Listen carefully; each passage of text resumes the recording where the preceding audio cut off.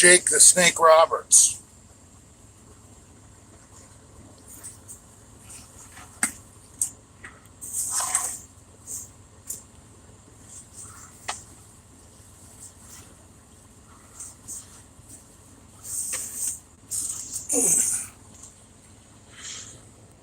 Big Gay Masters checking in from the road.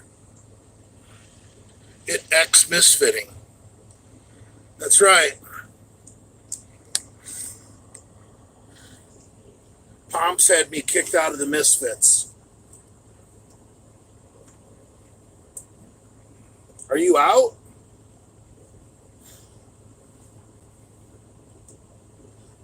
Pomps told Lenny, Brad, and Andrew that he will no longer sell any more Delray Misfits gear unless they kick me out of the Misfits.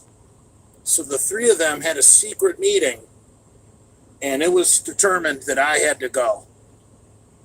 So basically, Pomps got me kicked out of the Misfit.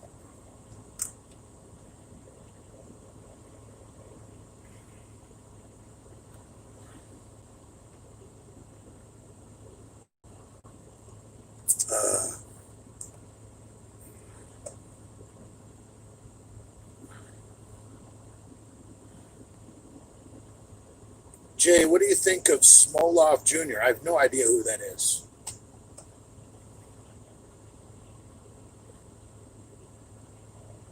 Good afternoon, Mr. Masters. Is there anything I can do for you?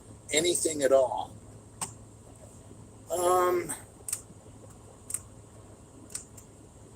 Well, it involves hijacking a plane. How committed are you?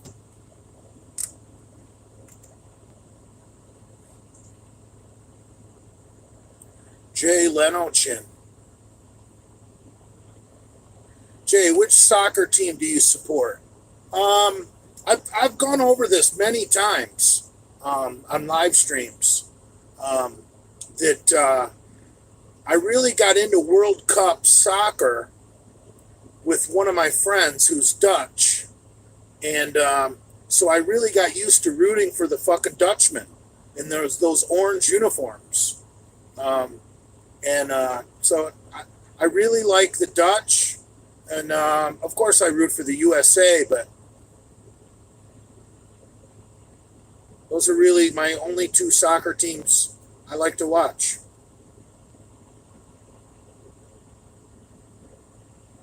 Dutch oven.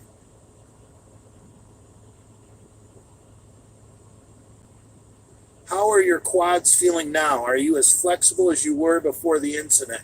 Actually, I did some bench press today and my fucking knees were a little sore walking around the grocery store. You know, someone mentioned something to me about my ACL, how they were watching my 405 for 9. And they're like, dude, you need to loosen up your quads. Your ACL looks like it was screaming. And I've really never noticed that I don't know. I've always just done my bench setup what feels naturally. I've never really tried to copy anyone else's. I did try and copy. I don't want to say copy. I watched a Scott Mendelson video about how he tucks the shoulder blades, and I experimented with that a little bit. I just don't like training that way. I could see maybe getting ready for a meet and just doing that style for a few weeks, but I could never bench like that year round. It's just not fun. You're not. I don't want to say you're cheating, but you're lifting more weight than you're physically meant to be lifting, because you're using a bizarre technique that really uses your bones as fucking leverage. It can't be good for you. Jim Haynes posted a pic of you with Steel Reserves. Hugh. I don't like that Hugh. Don't.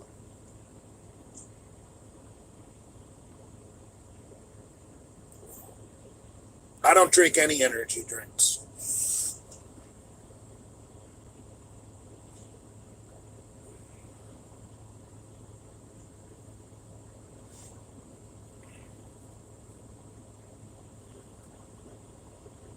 Okay.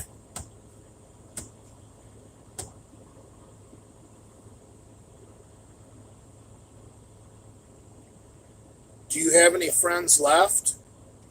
Yeah, plenty.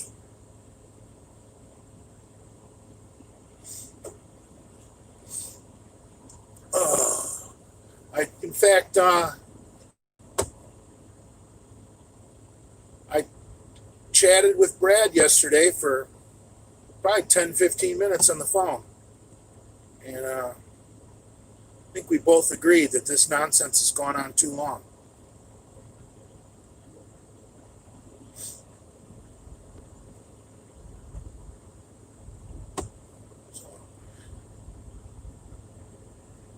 Jay, why are people asking so many sick questions?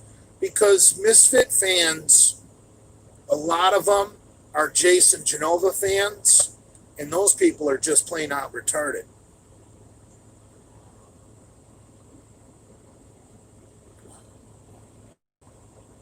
Is Outlift by Nutrex still your favorite pre-workout? Yeah. Yeah, I don't like the Amped either. The Amped has some other stimulant in it that makes me feel sick. Sometimes gives me the shits too.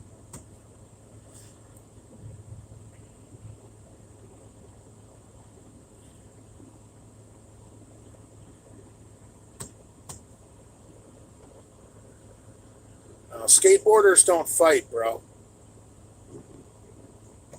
There's two kinds of shit talking skateboarders. Well, there might be more.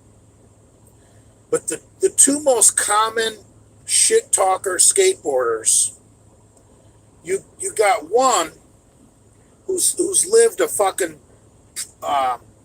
pampered life, a life of privilege, where you want to kick their fucking ass, and you confront them, and they flip you off, hop on their skateboard, and run as fast as they can, and then they hide from you forever, and shit talk you behind your back.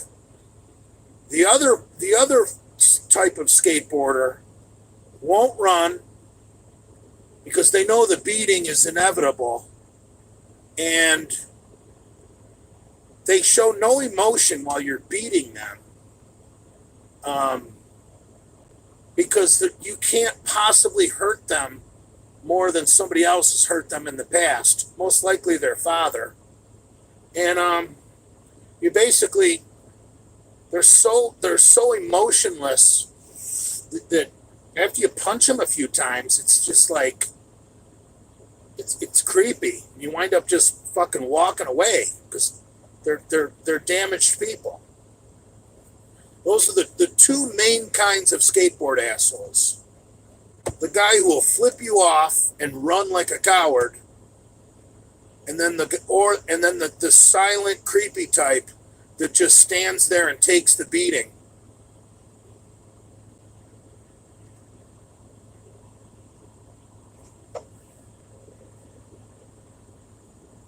They are tough. They hit the pavement a lot. And, I've seen these motocross racers. Some of these guys wipe out on fucking dirt bikes, and they fucking, a normal person, you'd be fucking laid up for a fucking week. These guys fucking hop back on their bike and fucking take off. Most people that are in sports where you fall down learn how to fucking fall.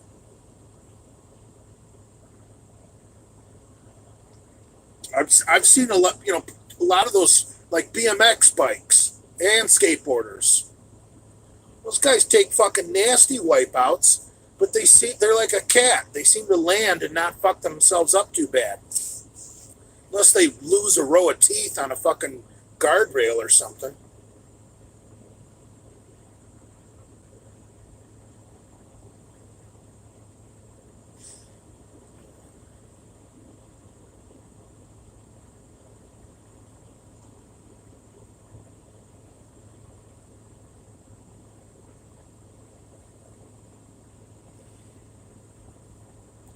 D-ball or Anadrol, Jay? It depends what you're stacking it with, brah. If you're doing Deca, I would suggest stacking Anadrol and Deca together. You're just asking to be a big water bloated fucking disaster. Draw goes better with Tren. D-ball would go better with Deca. And they both are great with fucking Echo Boys.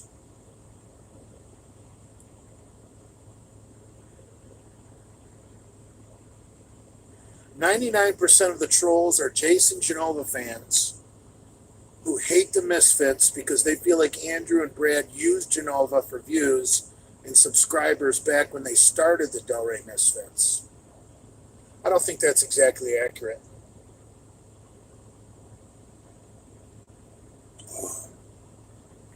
Majority of Jason Genova fans don't even watch anybody anymore. They grew up. Most of those people, when Jason started out on social media, most of those people were like, 13, 14 years old. Now, they graduated high school and they're off at college or they're working and they've got lives. That's what happened to Jason's following is they're not teenagers anymore.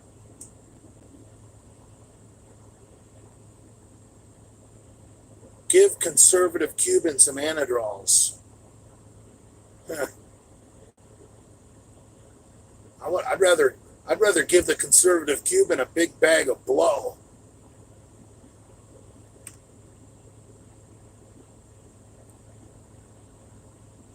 Talk about something interesting like Dr. Rackbull. I don't know who this dude is. But like I said before, anybody that names themselves after a fucking accessory exercise, I just don't get that. Like he could be Dr. Deadlift or Dr. Squat or Dr. Bench Press. I made the analogy that naming yourself after an accessory exercise would be like me calling myself Dr. Incline. Just doesn't make sense. Jay needs to collaborate with Hammerhead. If I knew who Hammerhead was.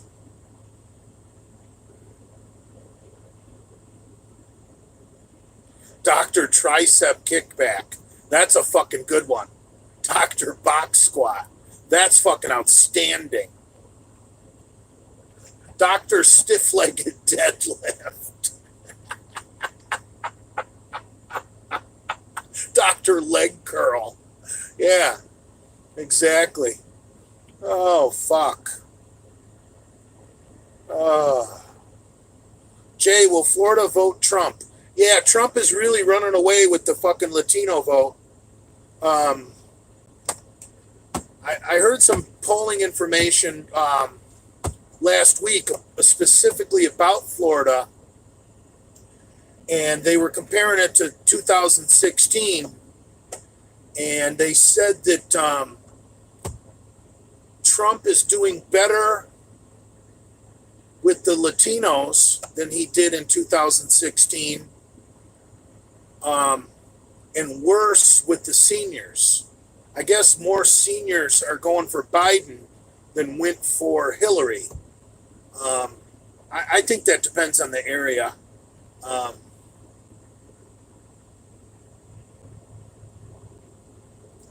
Biden's only going to do well, really, in 3 counties: Miami-Dade, Broward, and Palm Beach. That is the Democratic base of the state of Florida, and those just happen to, like any state, the counties with the most people are going to go Democrat, and then the whole rest of the fucking state's going to go Republican. But if Trump is picking up Latino vote, that's huge in Miami-Dade, Broward, and Palm Beach. And I really don't. I think any senior who voted for Trump in 2016 is probably going to stick with him in 2020. I don't see Trump losing seniors. because really Trump was such an unknown in 2016. You know, all that shit about the grab him by the pussy and all that shit he said. You know, that would turn off a lot of old people. But if they still trusted him in 2016, he hasn't done anything since then that's going to change their mind.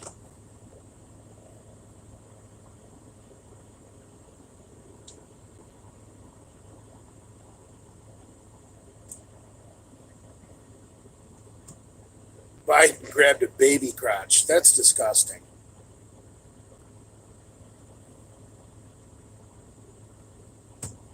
How is your strength today compared to like 5 years ago?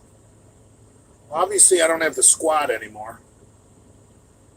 Um, I think I've got more muscle than 5 years ago. Honestly, I know I'm fatter, um, but I think my deltoids are the biggest they've ever been in my life at 51 years old. Um, Mainly because in my younger years, I used to really, really neglect my deltoids. Um, and now I seldom neglect them 100%. I'll at least get on the hammer strength military at the end of my pressing routine and do a couple of sets of 15 just to get a pump. So you can still be strong in your 50s. I mean, lonesome loser goiter neck. That's so stupid. What's funny is you guys call me a lonesome loser. Even though even though I piss people off and a few people hate me, I still got more friends than you guys got. Well, at least most of you.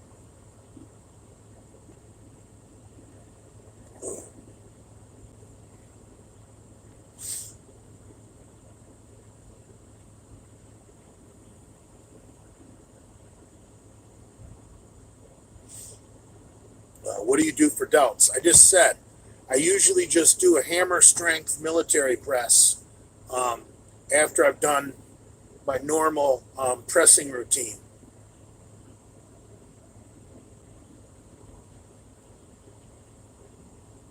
Brad the head that roared. That's a new one.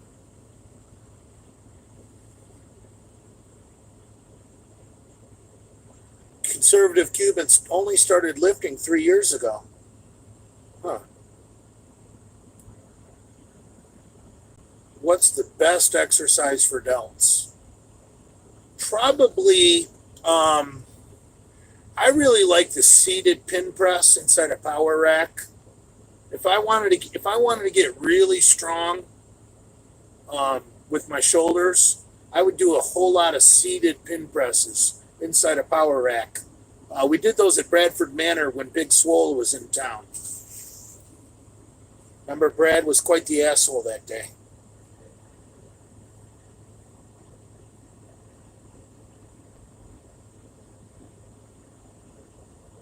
Jay, when will BLM disappear? Um, I really I think Trump's going to win. Um, and I think once Trump is reelected, I really think a lot of the extreme left-wing factions of the Democratic Party are really going to become disillusioned with the Democrat Party. And a lot of them will go back to not voting. Some of them will go to the Green Party. Some of them will just completely go left wing and go straight to the Socialist Party. Um, so, with see, the thing is extreme right wingers, like the kind of people that have swastika tattoos and Confederate flags, that they're not going to leave the Republican Party.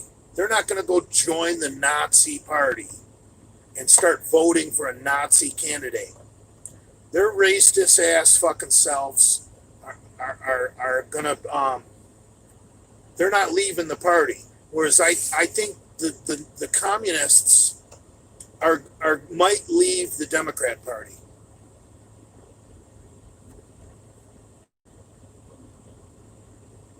You know, it's funny, like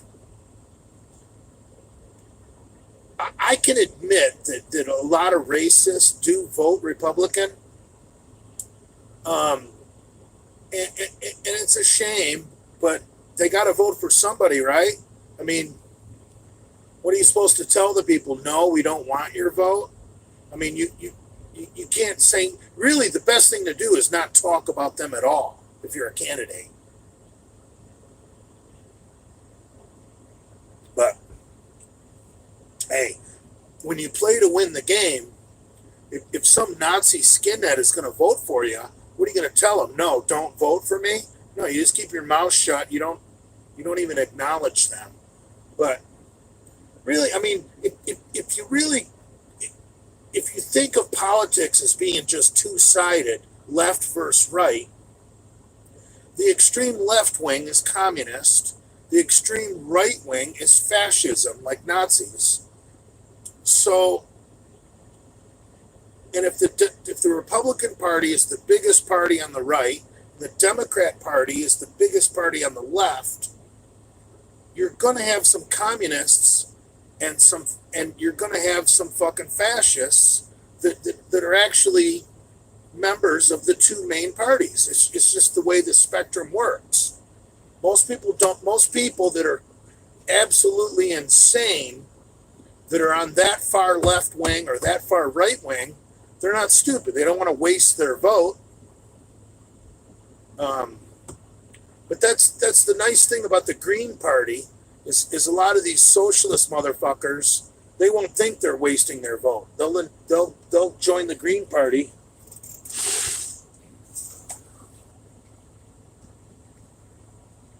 I'll tell you, Trump lost a lot of votes in 2016 to the Libertarian candidate Gary Johnson,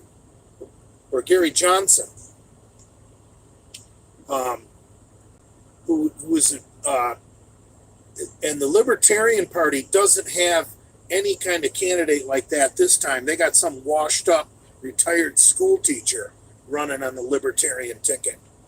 So the Libertarians are not going to steal any Trump votes this time. That's one reason Trump's going to probably pick up a few states, especially Nevada. Gary Johnson was the previous governor of Nevada. And if Johnson hadn't have been on the ticket, Trump might have won Nevada.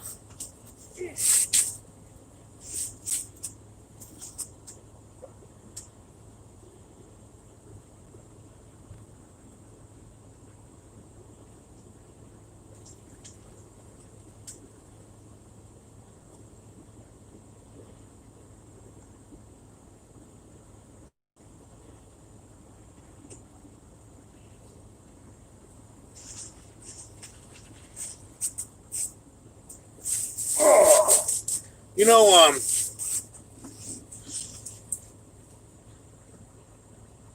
speaking of Dr. Rackbulls, everybody knows somebody who you could nickname Dr. Shrug, who we've all seen the guy.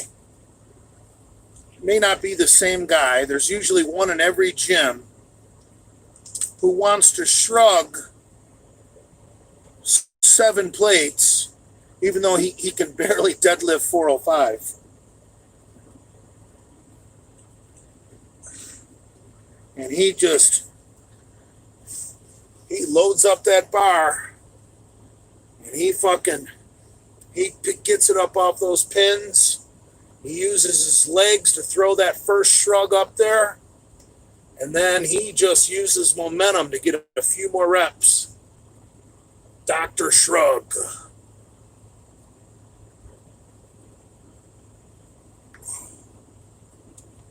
I think maybe that might be the stupidest doctor of all, Dr. Shrug.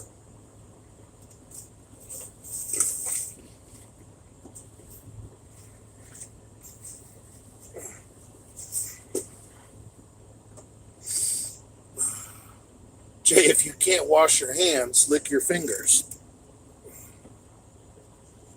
I got antibacterial wipes, brah.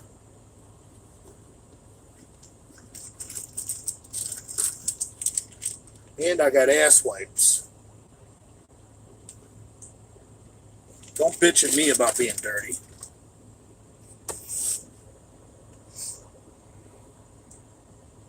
Dr. Feelgood. That's a good song. Motley Crue.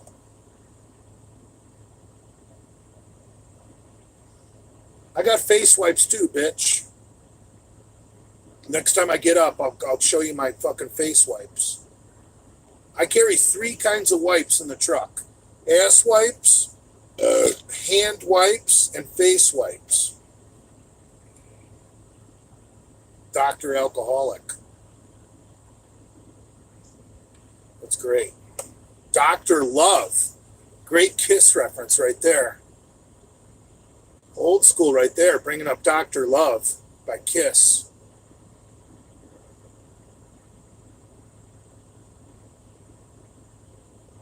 I'll tell you, I think traps are a lot to do with genetics because I've always wanted big monster traps like Lenny.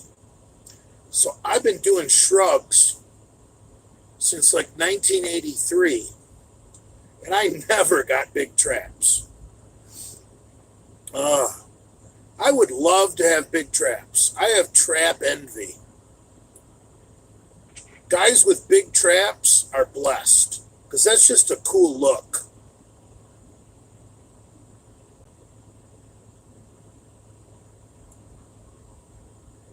Traps have a lot to do with gear. I don't know about that because I've done a ton of gear and I never got big traps. Traps have a lot to do with diet. When you get lean, your traps look like they're huge. When you're fat like me, you look like you have no traps because you got so much fat up in your upper chest. You have no height to your traps because you're holding all this fat right here.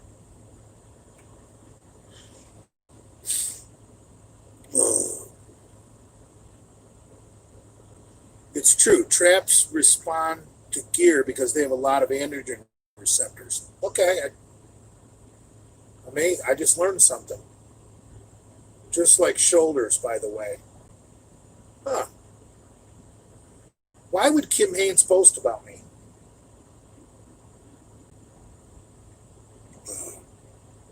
Maybe you guys need to attack Kim Haynes. Maybe we need an order of 66 on Kim Haynes. Let her know what it feels like to fuck with the bully.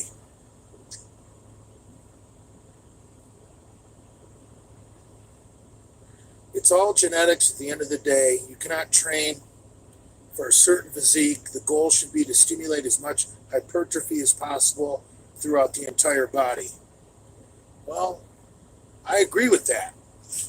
Were you on my live stream where I brought up the analogy of a tadpole trying to become a big fucking frog and how a tadpole can do all the lateral raises in the world and his shoulders are still going to only be so big when he becomes a frog?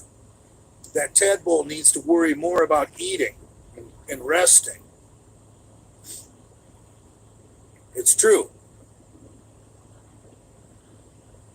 Your body grows as an organism. That's why the compound movements are the best for just growth and putting on size and for young people. I've been preaching this for a long time. You only need to do about 12 exercises. Pick out like the 12 exercises all the guys were doing, right around World War II, and just get real good at those 12 exercises. Like squat, front squat, stiff-legged deadlifts. There's your fucking leg routine, 3 exercises. Bench, incline, close grip bench, 3 exercises. There's your chest and tricep routine. Back, you got bent over row, shrug, chin-ups. There's your fucking back workout. etc., etc., etc.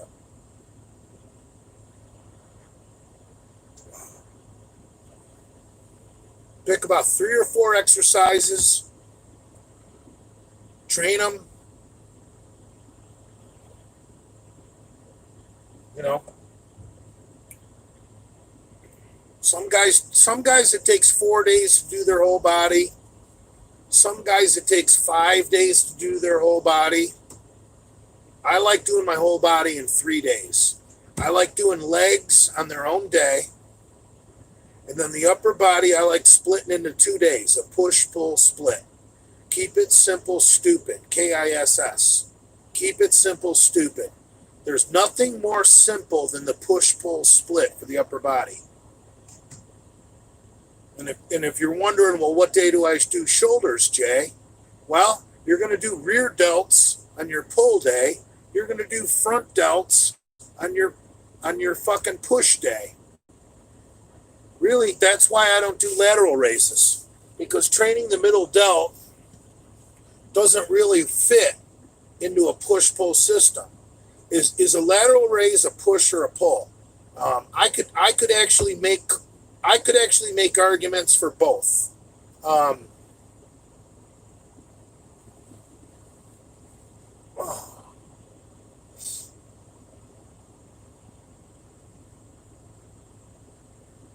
How's Emma doing? I don't know. I haven't talked to her. Incline bench, incline dumbbell, skull crusher, superset with tricep kickbacks, military press, superset with side laterals. I don't know, whatever. You know, I know some guys. Now I'm going back to 1980s style training. I know guys. They did shoulders. And there's no muscle called the shoulder, right? So when they trained shoulders, they would do deltoids and trapezius together. That's what they called shoulders. And they would superset dumbbell side laterals with shrugs. They would grab their dumbbells, walk them over to the fucking power rack. And then they would always do the side laterals first, and then when your deltoids give out and you can't do any more side laterals, you walk up to the fucking barbell and do a set of shrugs to enhance the blood flow to the shoulders. It's a pretty cool superset, really, if you think about it, for bodybuilding.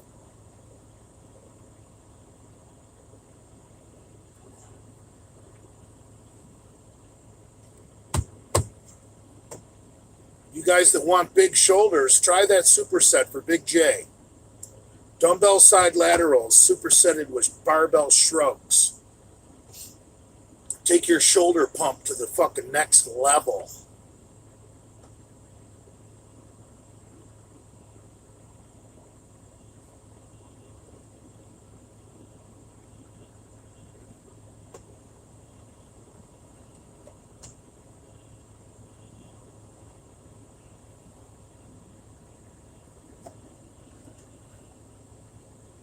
Jay, were you ever lucky to get some chick in the gym? Not in the gym, no.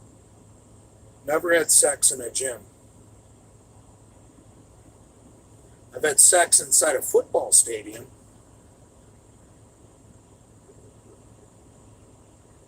Why aren't you driving?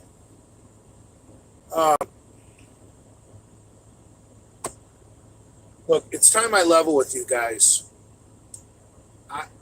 I don't even drive. I hit the lottery a few months back, and I went and bought this truck, and I park it in my backyard, and I just hang out and drink and think about trucking.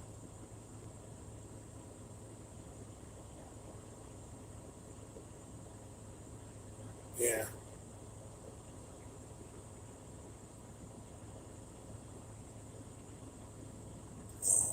Jay, talk about your homosexuality. Um, I've often jacked off to cuckold porn. That's about as gay as I get.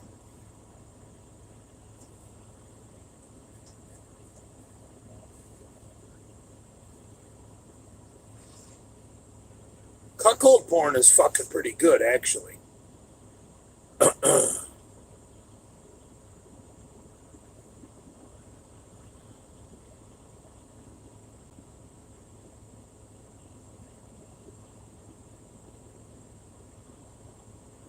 Give us a walk around your rig. Yeah, no problem. That would be about the dumbest thing I could ever do. Give you my license plate number, my DOT number, my motor carrier number, my truck number, my truck make, model, and year. Let me do that walk around, brah.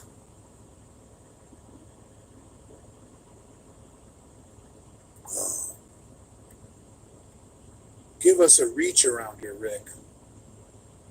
Can you give us your max deadlift numbers? I don't have a max deadlift since my leg injuries. The best deadlift I've done since my two surgeries on both my knees is 405 for 10. Nothing crazy, but a lot better than a lot of other people can do, especially my age.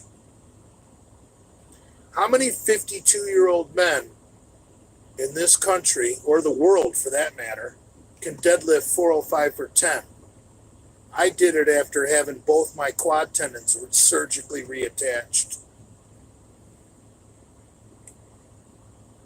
Yeah. 405 is less than your body weight. Well, yeah, I weigh 700 pounds, and I'm ripped.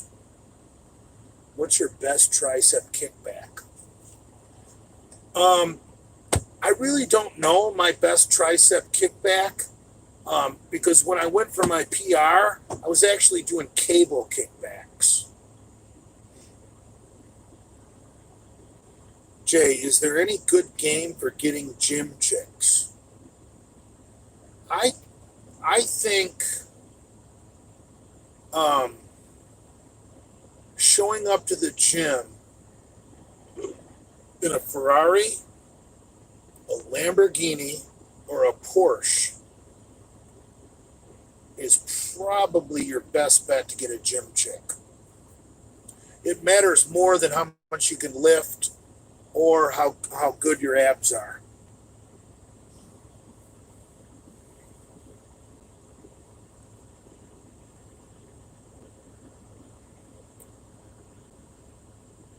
You want me to scream, play to win the game because you're doing a remix? Oh, it's You Gotta Be a Freak. What's up, my man? I'll do anything for you, my brother. You play to win the game.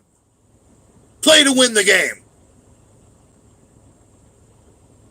I wish I had a spare set of glasses. I would snap these in half and throw them at the windshield like I did that one night.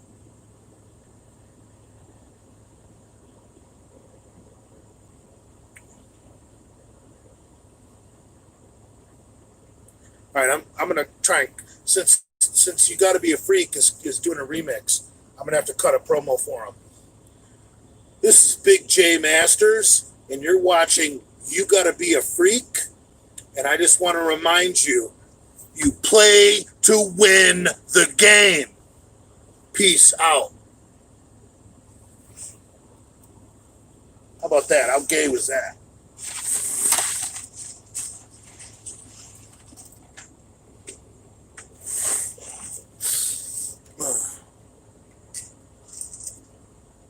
I play lotto to win, not to get a PR. That's a fucking good one right there, brother.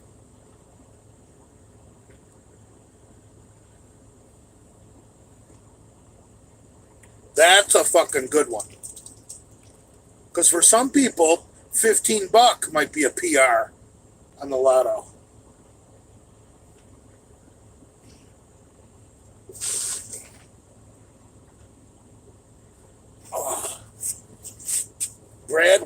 unfortunate. I don't know what that means.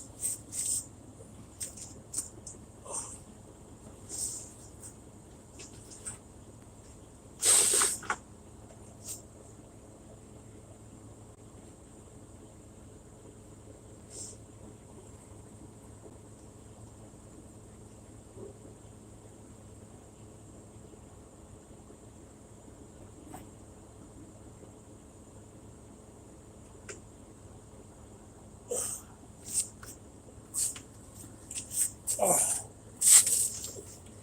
I wonder if Brad's watching this. I don't know Brad's username on YouTube.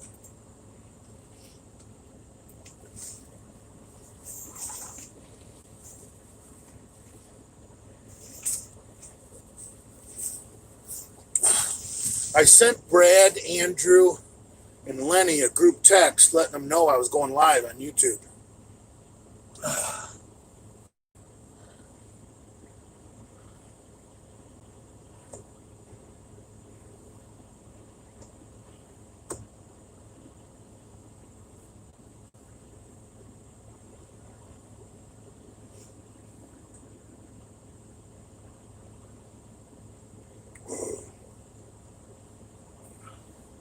Brad didn't do anything wrong. Relative to what? I mean, we all do things wrong.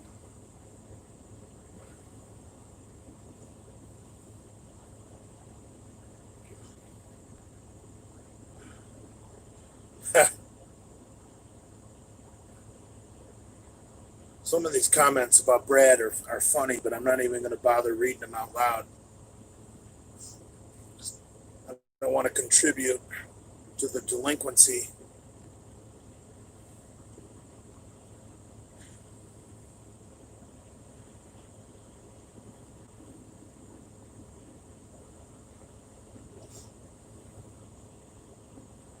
Jay, is there some underlying childhood trauma with your mom being the reason you trash all single moms? That's a really good question. Believe it or not, I had a pretty privileged childhood.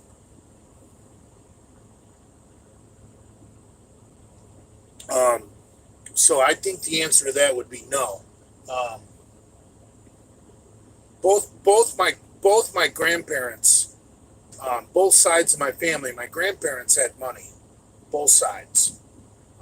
So even when my parents were young and didn't have any of their own money, their parents still had money. So you can have parents that don't have any fucking money, and you can still live a life of privilege because grandparents will often spoil the living dog shit out of grandchildren, while the parents are somewhat struggling. But I say somewhat. I don't know who that is.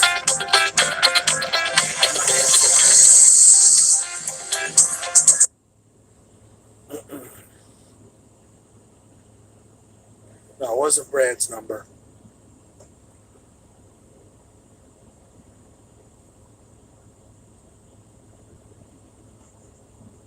No, it wasn't Brad, you dumbasses. It wasn't Mommy.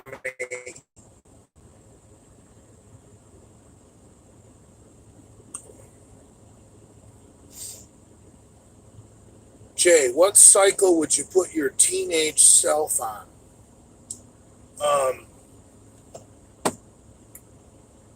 Probably.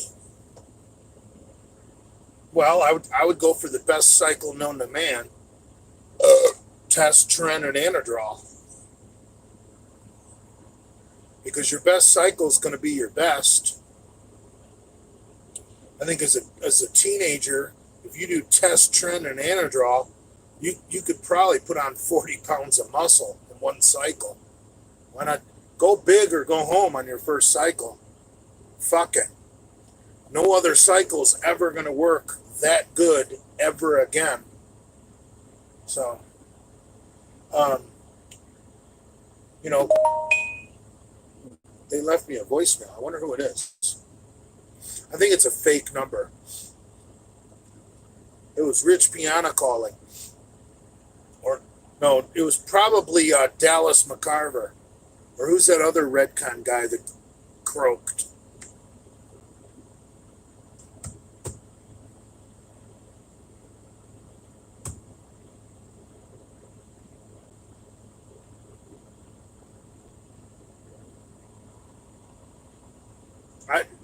Dude, the reason I don't do overhead pressing is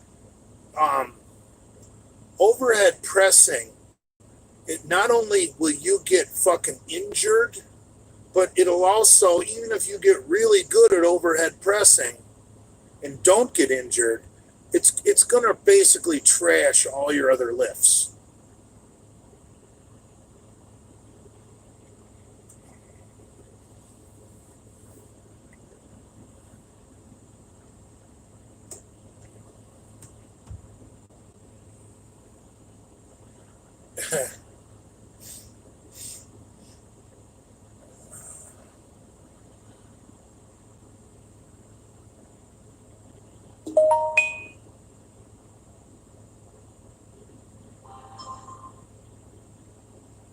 Corn Pop. That's a fucking awesome screen name. That's the fucking gangster that wanted to beat up Joe Biden. That's incredible. Dude, great name, bro. Corn Pop. Love it.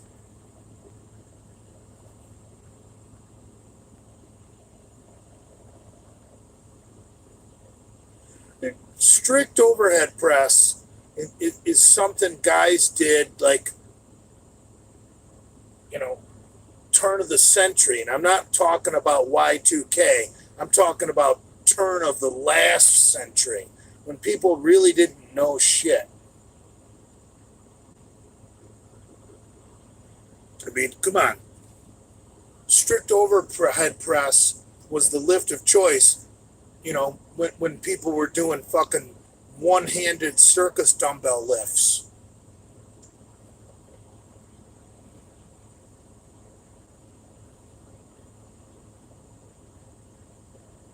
You know what's really creepy when you wear these reading glasses is looking at the hair on your fucking hands and forearms. It's creepy. Bob Hoffman did strict overhead press. Don't diss the legend. Yeah, I love Bob Hoffman. But Bob Hoffman was also an Olympic lifting coach. And trust me, you want to get good at the clean and jerk and the snatch, strict overhead press is absolute disaster for your rotator cuff.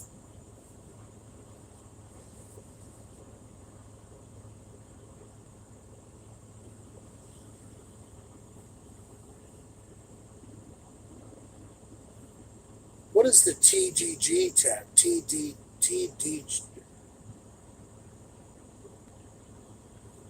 I don't know.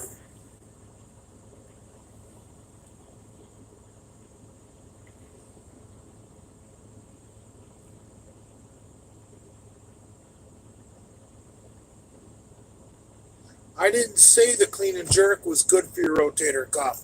I'm just saying if you're an Olympic lifter, the strict press is stupid. Like assistance work for Olympic lifters would be like a push press, not a strict press. High pulls, push press.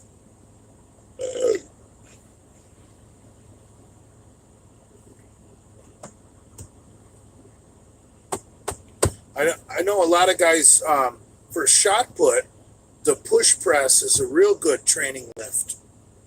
Shot putters don't do a strict overhead press because when you throw the shot put, you're allowed to use your legs. So shot putters will do a push press for shoulder strength.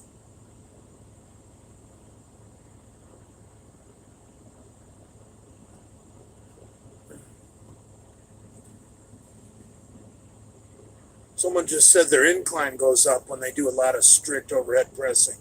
Well, that's because the two are correlated, bro. Remember your scientific method. correlation does not always prove causation. Let me say it again a little slower. Correlation does not always prove causation. The two may be correlated, but don't think one is causing the other. They're correlated.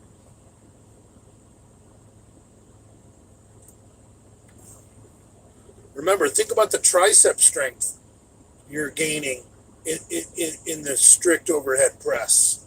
That's going to help your other lifts. It has nothing to do with your deltoids. So if you gain tricep strength doing the strict overhead press, of course your fucking incline's going to go up. Jay, Brad called you a loser today.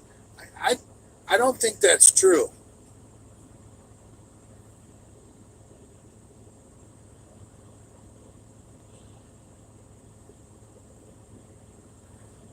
I tell you, I talked to Brad for close to 15 minutes yesterday, and I could tell by the tone in his voice that he didn't want to add fuel to the fire to this bullshit that's going on. If anything, he wanted to extinguish it. So I'm not going to believe you.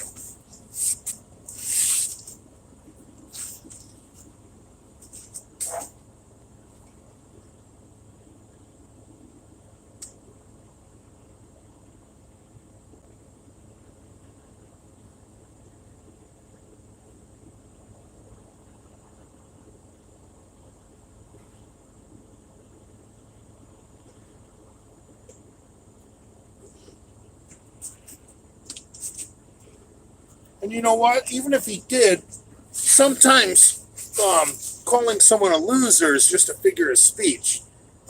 Like if one of you guys said, "Hey Jay, Lenny did a neck training video today," I'd be like, "What a fucking loser." That doesn't mean I think Lenny is a loser. It's just an expression. So even if he said it, I'm not going to get upset. Who cares?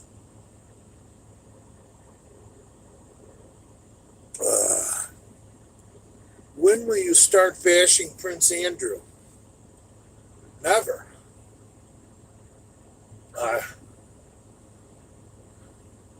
I'm a Trumper, man. I'm loyal. I'm loyal to fucking Israel. I'm under strict orders.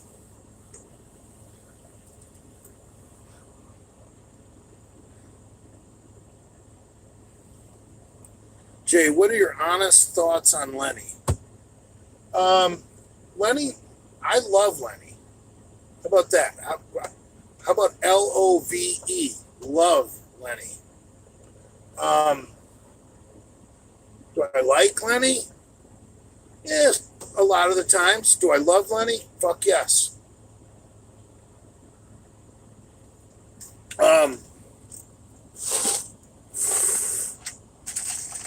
I'll tell you what. Take a look at the two people. Lenny's lifting technique is 100% garbage. And a lot of Lenny's lifting theories are 100% garbage. But if you look at the two people that Lenny has had a huge impact on their lifting, the great Andrew Kalura, who quite possibly might have the greatest raw bench in history. His 650 raw is one of the best raw benches I've ever fucking seen. Way better than some of these fat assholes who are doing 700 nowadays. And Aladdin, look at the progress Aladdin has made. Jesus Christ. So some of the things Lenny says about training and nutrition are like completely unsound. But when you look at the two people I just mentioned, the two people he's probably had the biggest impact on, the great Andrew Kalura and the genie in the bottle, Aladdin. Jesus Christ. If you just judge Lenny on those two people, Lenny would be the fucking world's greatest personal trainer.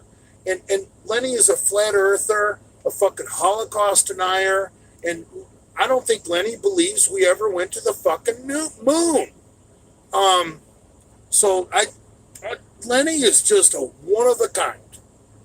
And there's no other way to put it. The guy's a one of a kind. One of a kind. And I love him to death.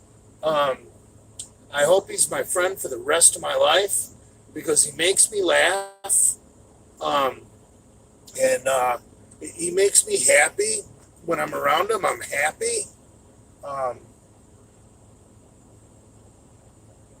You know, I don't know what else to say. But no, the way Lenny trains, I think is just it makes me want to put a gun in my mouth when I watch Lenny train. And he'll blame it on his injuries, this and that. But there's just the coach in me wants to take Lenny back to 135 and teach him how to squat and bench press and deadlift again.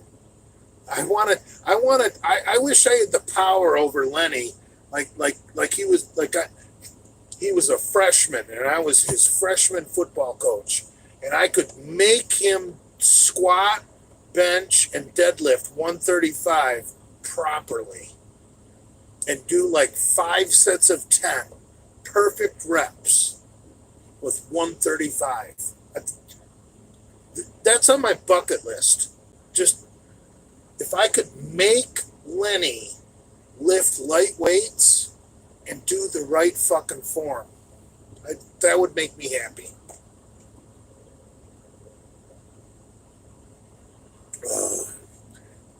Seeing Lenny do behind the neck press that day at Bradford Manor when Big Swole was there, Jesus fucking Christ.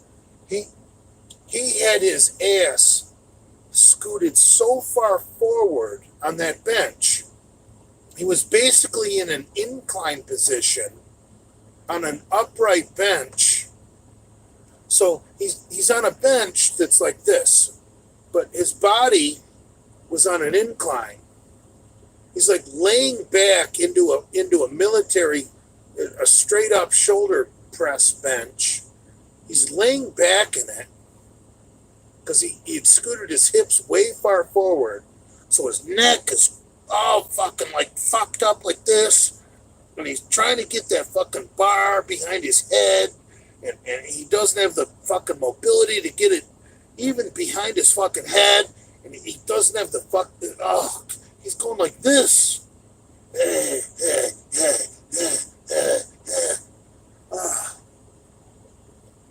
One of the worst things I've ever seen in my fucking life. But, you know, whatever. Look at Aladdin. And I don't think Aladdin knew anything about training before he let Lenny move in with him. And look at the progress Aladdin has made. It's amazing. And I feel bad for Aladdin because I guess his show got postponed again.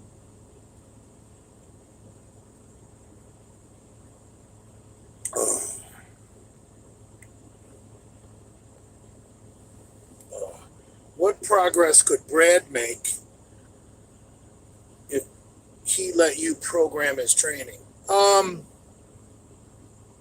I wouldn't have to necessarily program Brad's training. If I just what if I put a stopwatch on Brad and I kicked Brad out of the gym after 50 minutes, 5-0. 50 minutes, Brad, you're done. You're out of here. Because Brad might train, let's say Brad trains for an hour and 10 minutes. Those last 20 minutes, all he did was ruin everything he did in the previous 50. And I know he doesn't see it that way. He's like, oh, fuck you, Jay, you're fat. Look at all the gear you're on. You look like shit. That's all he has to say. That's his comeback. But I do understand programming, and I know Brad trains too long. He does too many exercises. He does too many sets. And I wouldn't even have to really get complicated with Brad's programming. I would start by limiting what I would allow him to do. I would say, listen, cocksucker, you're allowed to do 4 exercises today. And then once he got used to only being allowed doing 4 exercises, I'd be like, okay, fuckstick, you're only allowed to do 20 sets between those 4 exercises. I mean, Brad might do 30 or 40 sets per session. I mean, that's fucked. If I could cut Brad back to 4 exercises, no more than 20 sets, including all the warm-ups, he would grow like a fucking weed. And I wouldn't even have to be in charge of anything. What he did, what weights, what reps, nothing. If I could just limit the work he did to my rules, 4 exercises, no more than 20 sets. The decrease in work, his body would respond and he would grow. Like, he would get 3 weeks of just pure growth for me cutting back his workload. I wouldn't even have to do any thinking for 3 weeks. Brad would be getting all these gains for free, basically, for 3 weeks. Because he's so overtrained.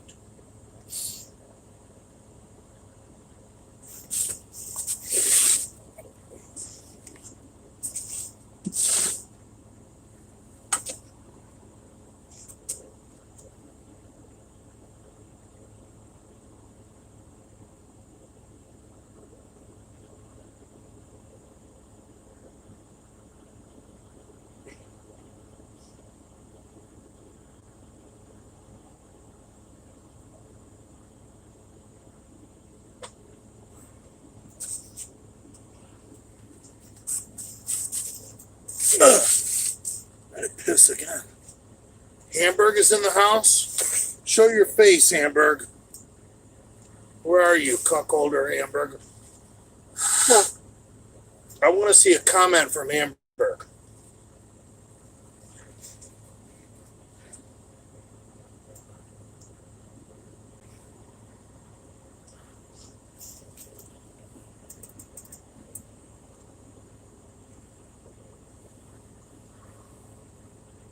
Hamburg, are you aware that Pomps beats the fuck out of his dick looking at pictures of your daughter? Hamburg, you need... Show your feet, Hamburg. That's disgusting.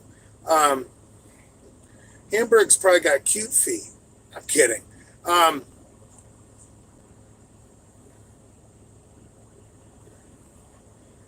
Hamburg, Pomps has a fascination with your daughter that's not healthy. Okay? And I know you suck up to him, you know, because he sends you fucking misfit stickers. But why would you want to be friends with someone who strokes their cock looking at pictures of your daughter? That's all I want to know. Pomps is a very sick individual.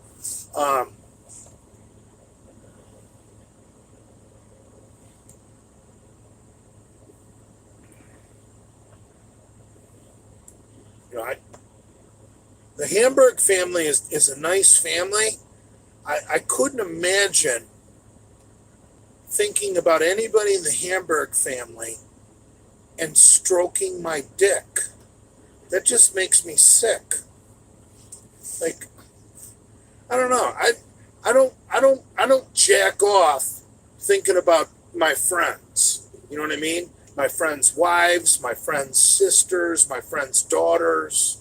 Like, if you're a friend of mine, basically your family is off limits to what I think about when I jack off. Because if I'm jacking off thinking about your daughter, eventually your face is going to come into my brain and it's going to ruin my orgasm. So I just think it's disgusting what Pomps does to his cock while he's thinking about fucking Hamburg's daughter. Pomps is disgusting.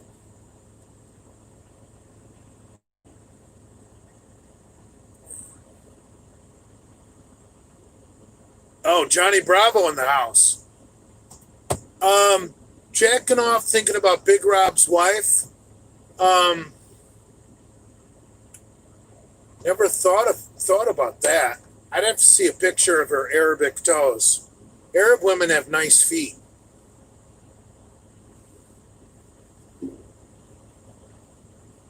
So do Jews, though. See, I don't like that real long second toe. It's creepy as fuck.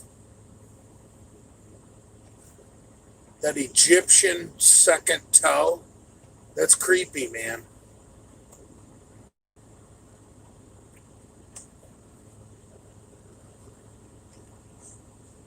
Dude, I'm finally somebody. Johnny Bravo's here.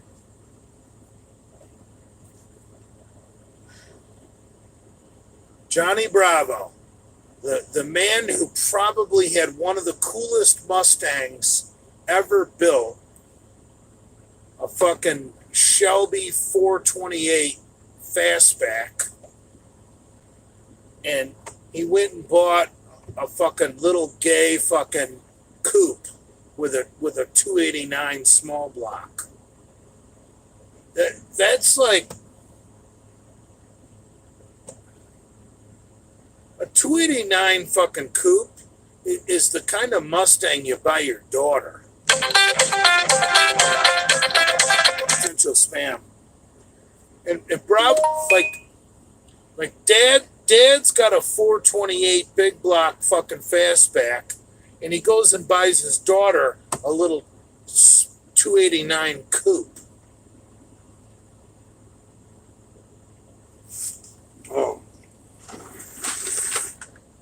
I would never, ever, ever in a million years get rid of a big block fastback Mustang to get a small block coupe.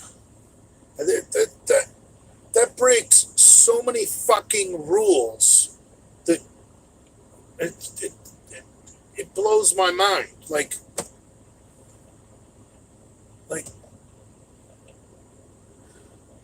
if Steve McQueen was alive today, he would slap Bravo's face because that Bullet Mustang that Steve McQueen ran in the movie Bullet, that was a 390 GT. That was a big block fastback.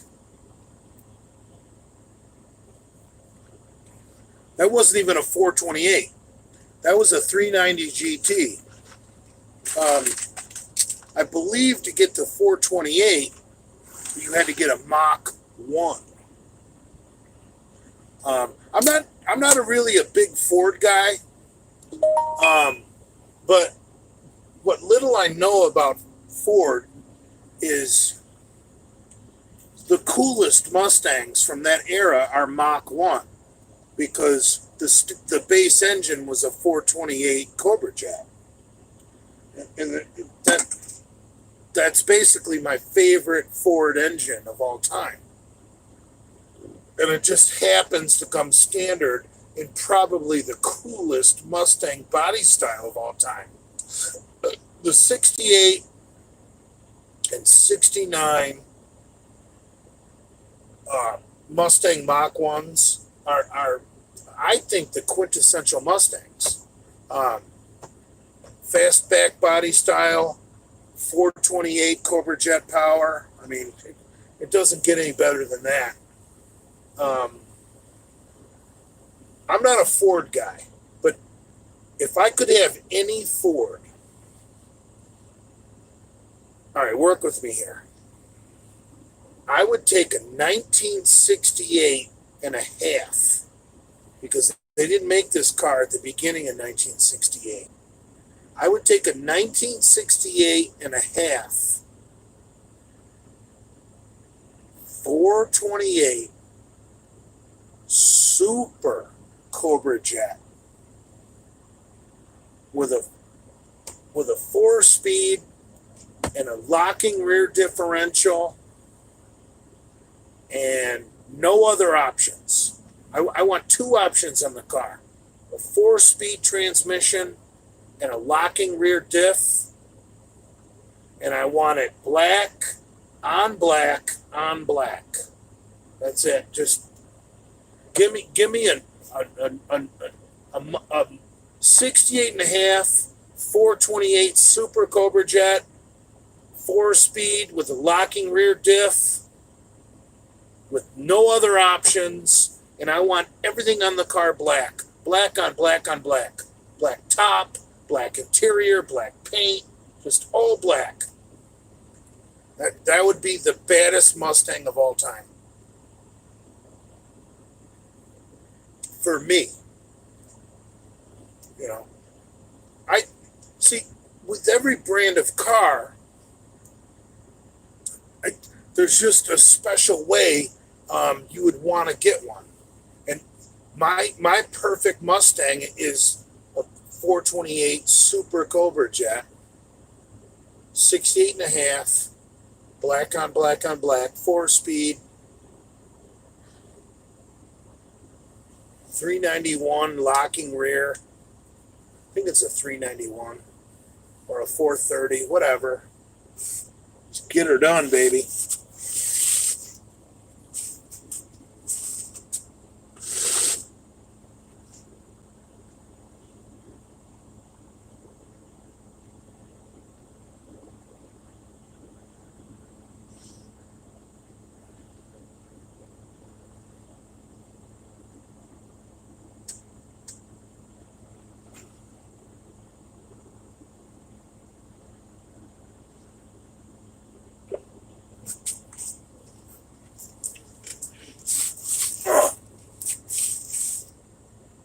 Ford also didn't sell out like Dodge. I don't know what that means. You mean the bailout money? No, Ford didn't take the bailout money.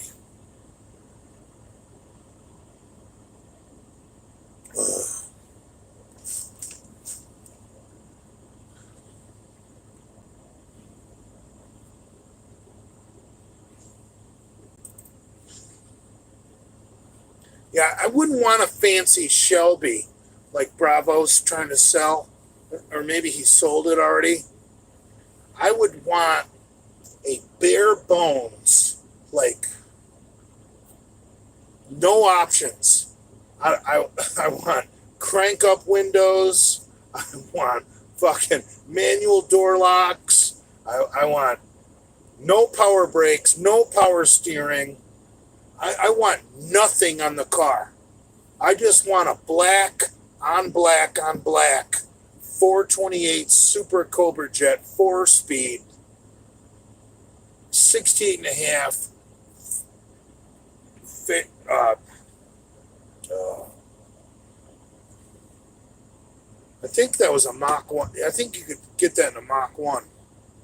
And then in 1970, the Mach 1 went to the newer big block, which was a 429, which was a completely different motor than a 428. Brand new engine. I don't like the looks of the 70, and the 429 fucking weighed 200 pounds more than a 428.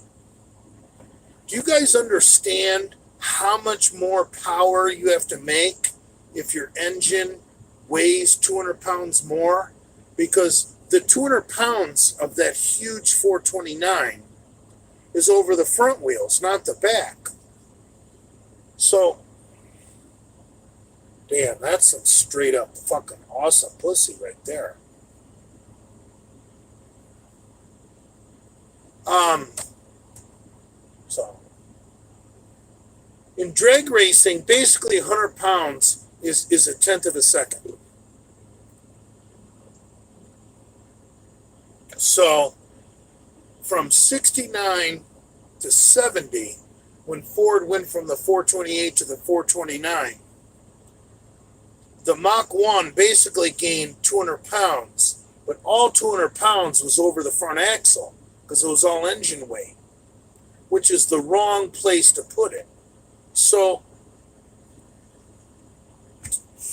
200 pounds over the front axle, that's going to be at least 0.2 of a second in the quarter mile, if not more, because even if the engine makes more power, ruining up your weight distribution front to rear, it's going to make it more difficult to make traction. So putting 200 pounds more over the fucking front axle, you are going to have to make a absolute shit ton more power to go the exact same speed.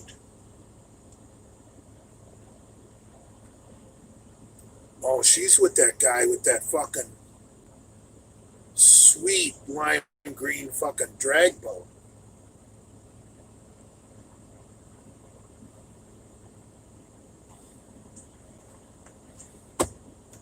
Yeah.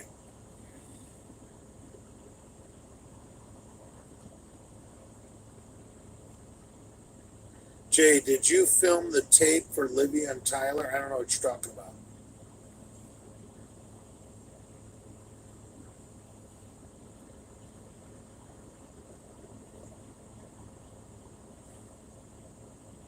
That's some decent pussy.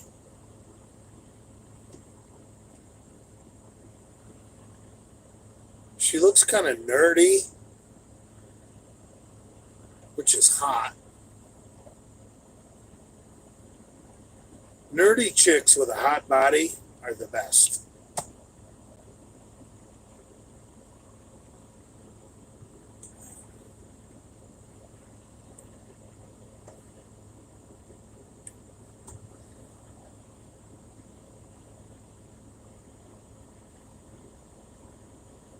Wow, Jay is now a soy boy and suddenly doesn't have any advice for Brad or Nate. What are you talking about?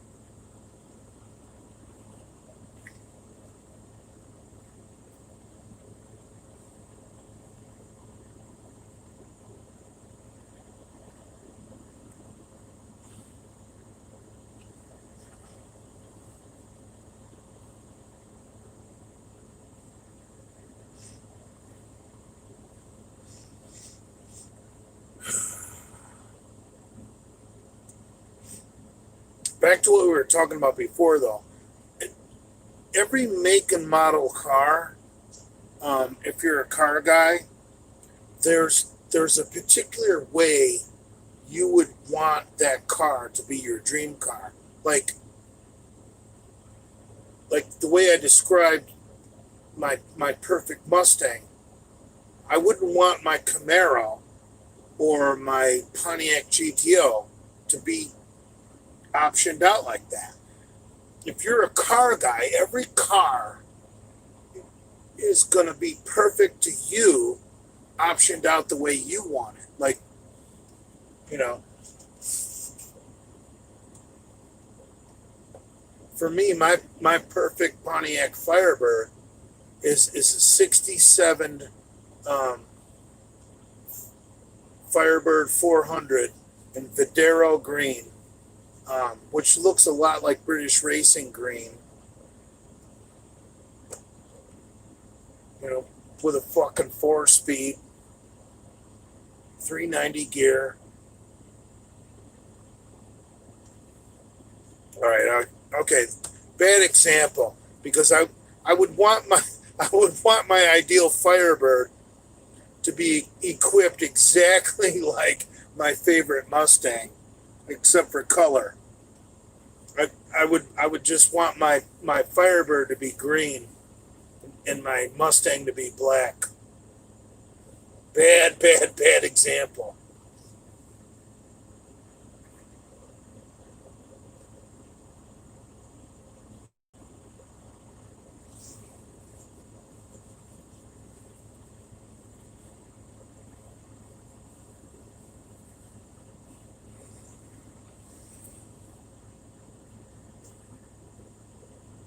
Dude, that chick is hot. I can't even see her face. But just her body, everything about her.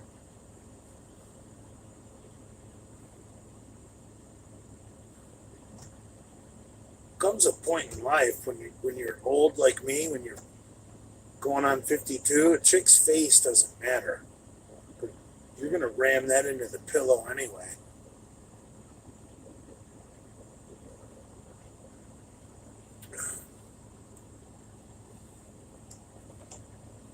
And a chick who doesn't have a great face isn't gonna get you in a bunch of fights. Nobody's gonna try and steal her.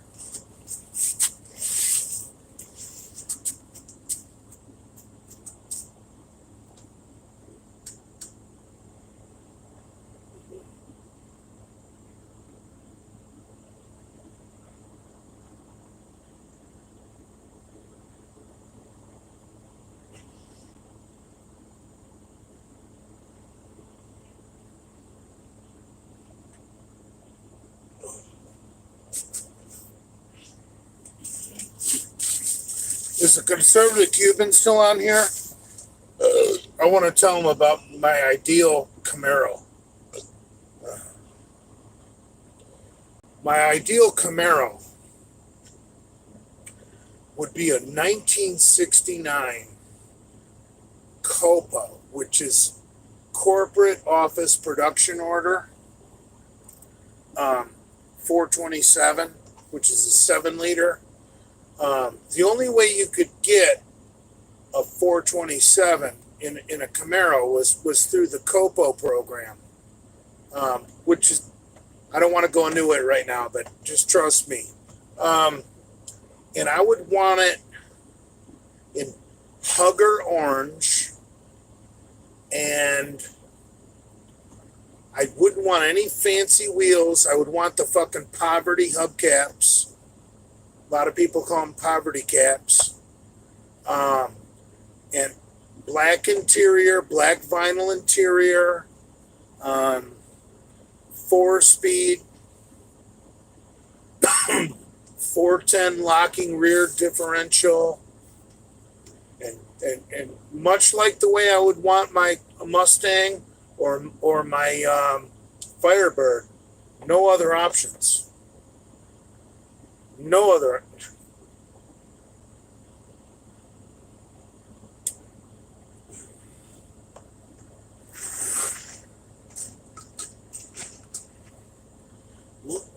Muscle cars that are all loaded up with options are I think, kind of gay. You should have like nothing in those cars.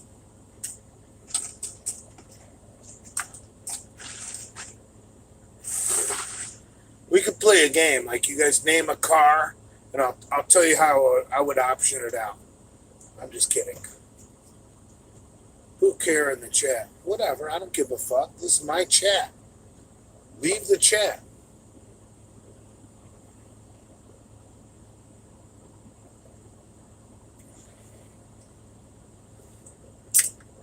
Muscle cars don't need AC. Absolutely not.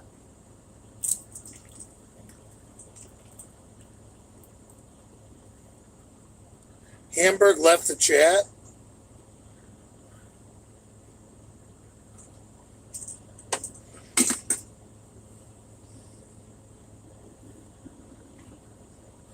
Ever rub one out thinking of Taco Queen? No, that's disgusting. No, I addressed that earlier, that if you're a friend of mine, your family is out of my spank bank. I can't do that. Like, I can't masturbate to to one of my friend's girlfriends, or I was about to say mom, but not so quick, my friend. I might be able to masturbate about your mom. No, but you don't masturbate about people that, and I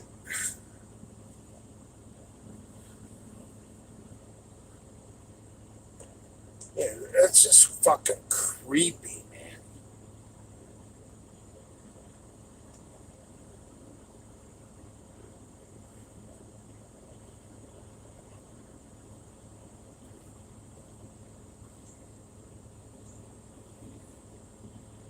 It'd be like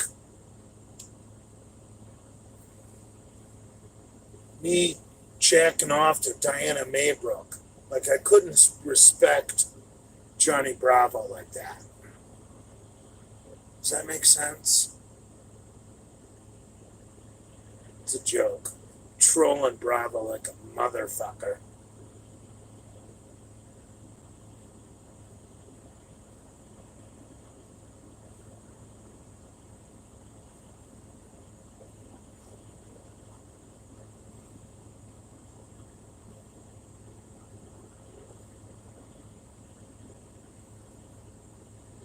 Yeah, the chick's pretty hot.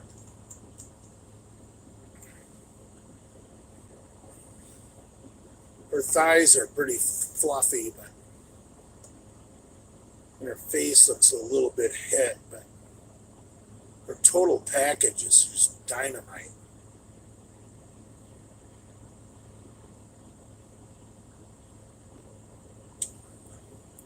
Get that, maniacs? Her package is dynamite. Like you can like henpeck, like, oh, like I just did. Her face is a little hit, and her fucking thighs are too big. But man, her package is fucking dynamite. Right. Remember, you're fucking the whole woman. You're not fucking her face. You're not fucking her thighs. You're fucking the whole woman. Or maybe just her butthole.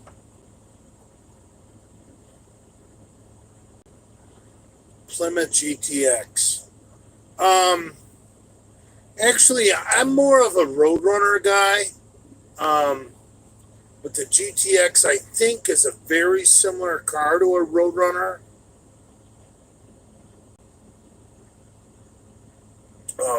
Is GTX still a B body? Jay, buying a condo in Florida. Any recommendations? Yeah, dude, I really like Daytona area. Um, where was I? That weekend I partied at the biker bar. Ormond Beach. Dude, look at Ormond Beach. I really like Daytona. If you want to get south, where there's a little better economy, like if you want to come to Palm Beach County, Jupiter, Florida, is just absolutely awesome. Now, I would go. I would try and stay in Martin County and get as close to Jupiter as I could.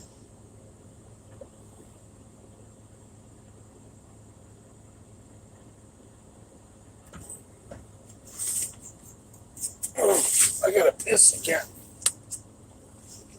Deal.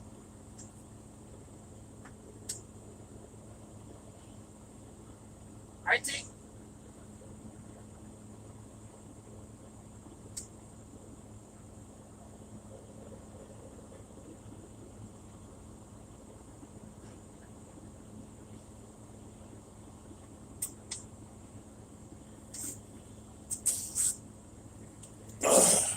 Yeah, see, Chrysler had too many muscle cars. Like, Jesus Christ, Chrysler.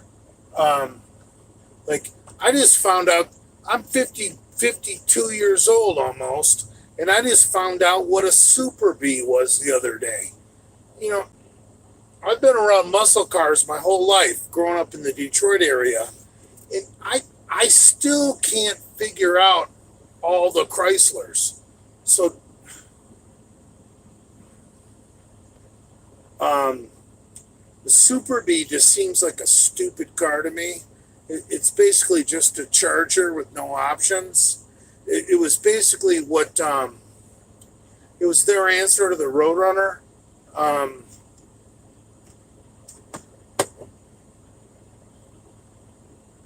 Damn, I can't stop looking at that chick. Um, but anyway, no.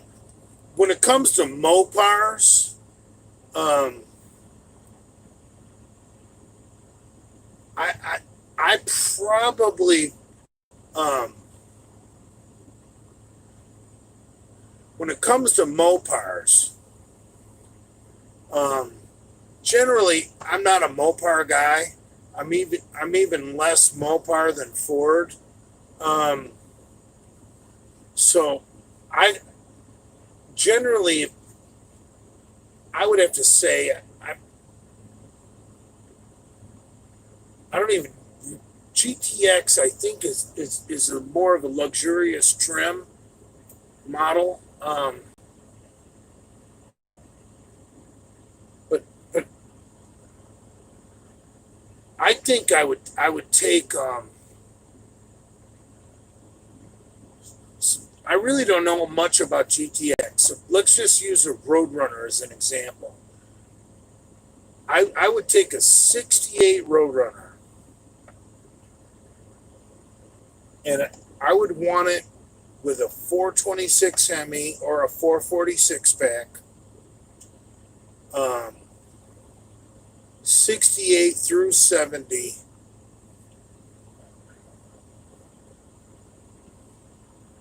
Um, since that's a big car, I don't have to have a 4 speed. I would take the 4 speed or the 3 speed automatic. Um, Now, to make to make a Hemi or a 446 pack Roadrunner cool, here's what I would do. I would want to get the bench seat up front because putting bucket seats in a Roadrunner is like putting lipstick on a pig. You still got a pig. So I would get me like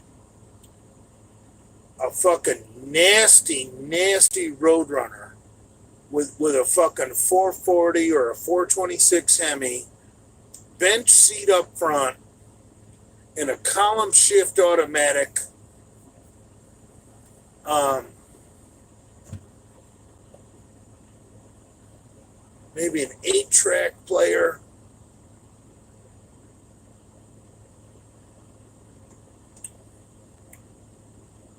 Yeah, you get a Mopar. You gotta think. You can't try and make it cool. You you can't try and make it nice. You go bench seat up front, column shift, and just all motor.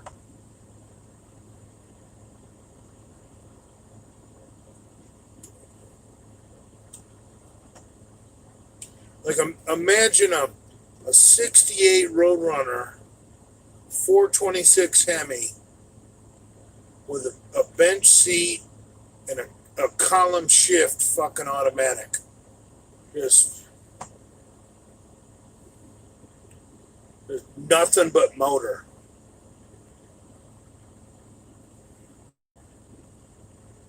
Thoughts on Brad? Brad's got really cute feet. Like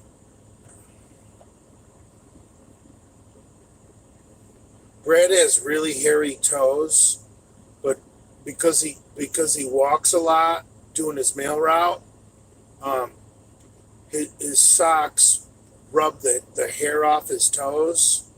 So he's just got like stubble coming up from his toes. Like the kind of the if you were to just like put his foot in your mouth and suck his toes, like you would feel that stubble on the roof of your mouth.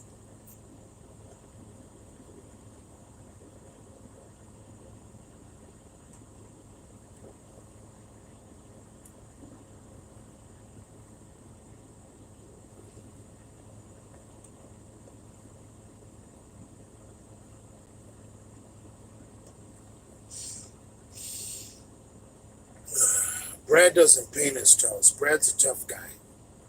I'm the queer that painted my toes.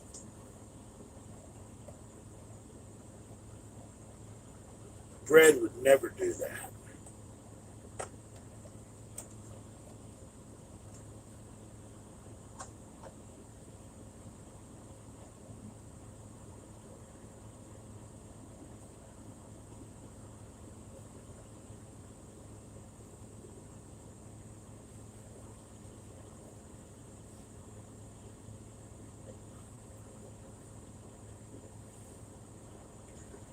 Thought you didn't fantasize about friends. Good call, brah.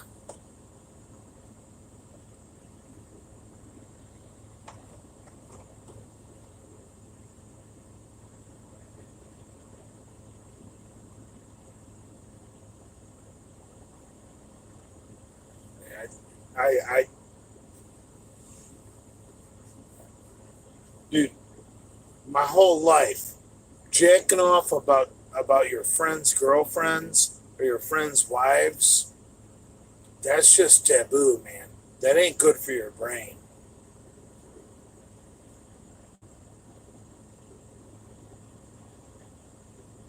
Don't do that. Trust me.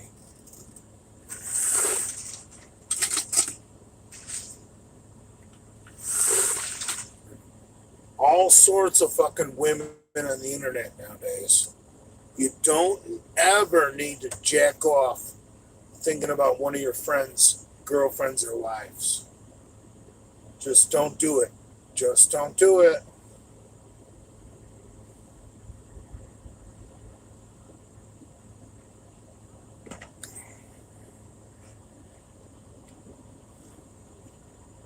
What's your favorite porn site? X videos, brah.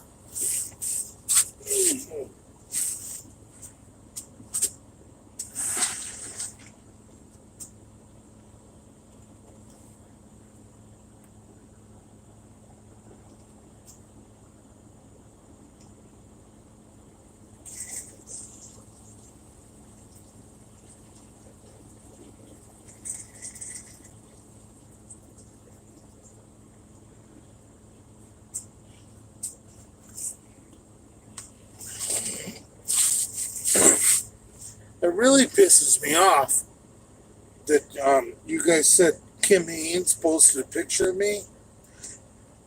Kim and I really haven't talked in months and months and months. Why is she trashing me? Like,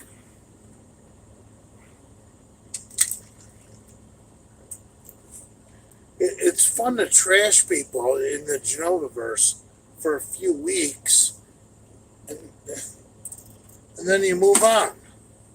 You know, that's the way we roll. That's the way we operate. If your friend's girlfriend comes on to you and you're hard as a rock, what would you do? Number one, how old am I? Number two, how stable's their relationship? Number three, how much do I like the guy?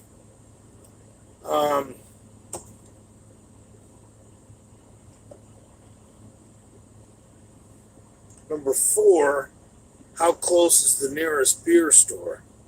Because the best thing to do would would go get more alcohol and kill your heart on.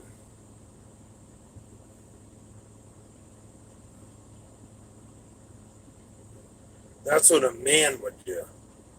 You want a man would go get more alcohol and kill his heart on.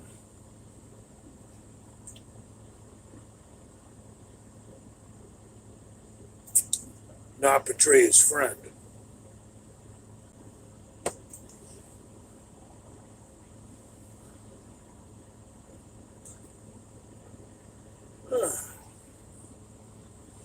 Oh, my armpits stink a little bit from training today. Ugh.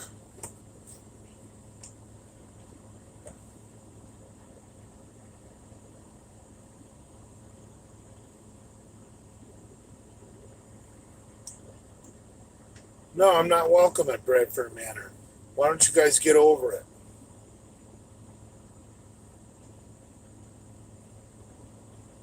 You know, I don't think Brad would mind if I bring this up right now. This might be a good time to bring it up because someone just asked if I'm welcome at Bradford Manor. And yesterday, when Brad and I were talking, and we had a good talk, he brought up the point. He said, Valerie said I should invite you over and we can put an end to this shit. And he said, I'm the one that doesn't want you over. So I think you guys need to know that. That's straight out of Brad's mouth. And I don't think Brad will be pissed that I'm letting this out in the open. Brad told me that Valerie brought it up that Brad should invite me over and we can put an end to this shit. And Brad wanted to make it perfectly clear that it was him who made it perfectly clear that I wasn't welcome there. So just a little tidbit. And I think that's great. I honestly do.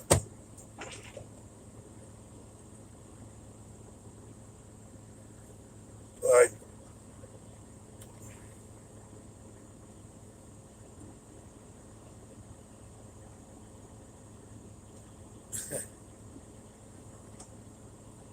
yeah.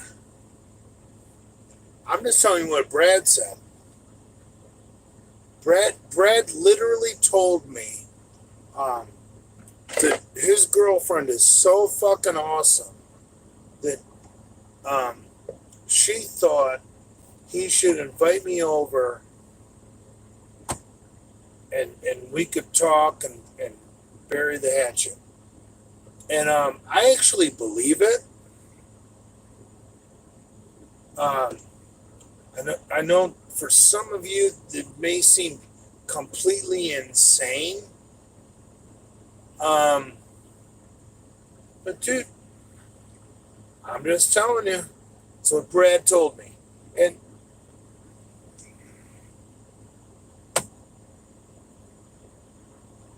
that's why I'm not talking shit about fucking Brad and Valerie today. Because of the talk I had with Bradford yesterday. They're fucking awesome people.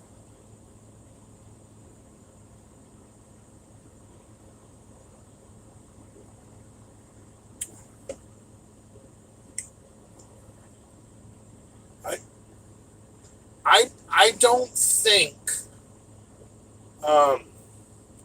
we've met people like Brad and Valerie yet in the Genovaverse. They're fucking awesome.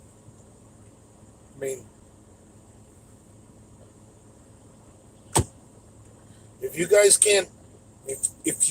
can't sense a change in my attitude after one 15-minute conversation with Bradford, then I don't know what to do about you. Look,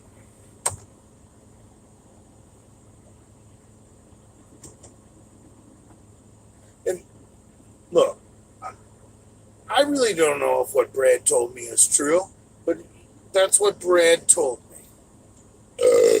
But I actually believe it. I, I, I actually believe it. I think Valerie is. I think Valerie said that. I if Brad told me that, I believe it.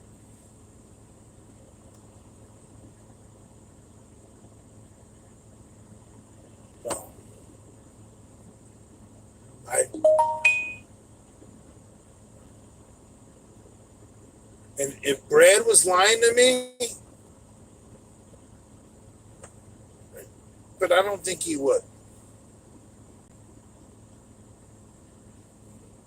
I'm very good with people. Yeah. Um. But no, Brad would not. I don't think Brad would lie about that. When he said, Valerie said, you should invite Jay over and we can bury the hatchet. I dude, I, I think she said it, and I know Brad said it. So I don't think Brad would make up something that Valerie didn't say. So I think it's 100% credible. Um, how can you not love those two? I mean, fuck.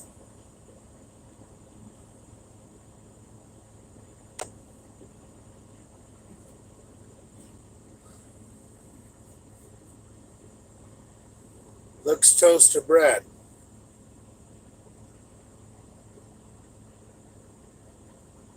Brad's a good guy.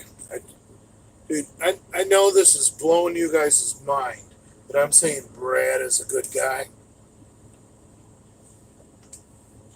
Yeah.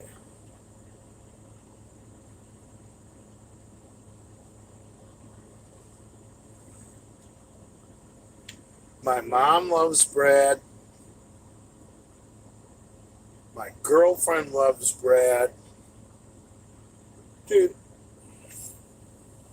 Brad Brad's the real McCoy. Like, um, the the the hipster part of Brad, I think is a lot of gimmick and fucking make believe. Um, I think Brad is actually a good fucking guy. Like, I really do. I mean, the yesterday on the phone with him when he told me that when he was like, "Listen, you fuck," Valerie actually told me that I should invite you over, and and so that we can fucking put an end to this bullshit, dude. That blew my mind. Blew my mind. Blew my mind. Um, like I thought I knew people. When Brad told me that Valerie said that, blew my mind. Like, so, Brad is fucking awesome.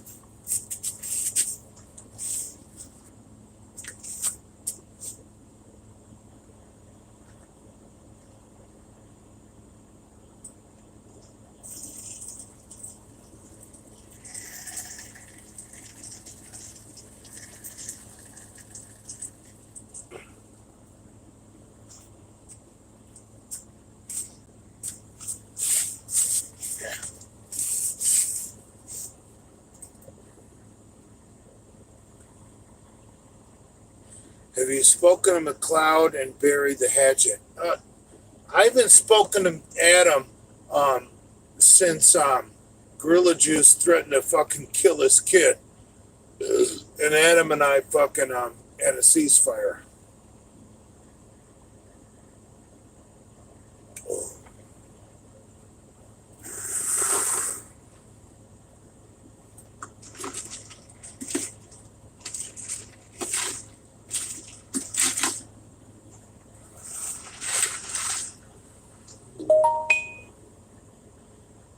McLeod is a nice person.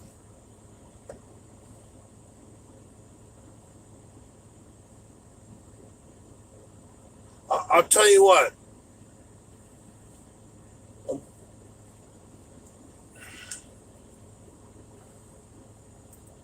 I you know the nastiest person in the Genoviverse right now, I think is probably Pomps. Um, because I don't even talk shit about Nate anymore. Um, Nate is pretty much um, grown into his role as being a cuckold. So there's no sense in even talking about Nate anymore. Um, Adam McLeod is a fucking stand-up guy. I, I, I would personally fist fight for Adam McLeod. Um,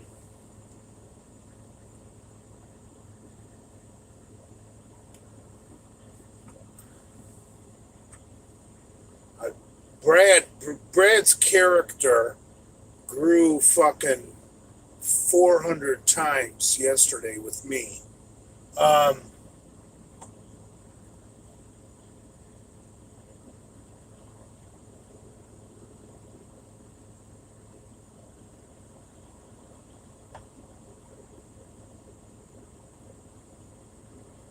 so really, within the core of the Misfits, there's really only one bad apple, and that's fucking the guy who runs the t-shirt company.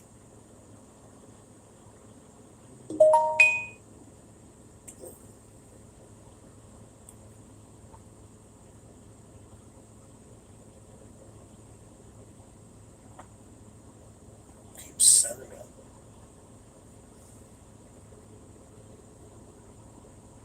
No, but if shit would have worked out between me and Kim Haynes, man,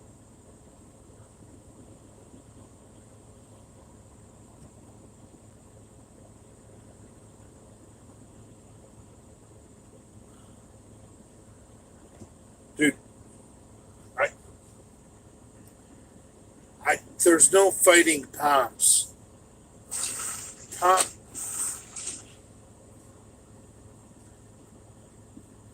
Pomps basically stole the Delray Misfits gear, and I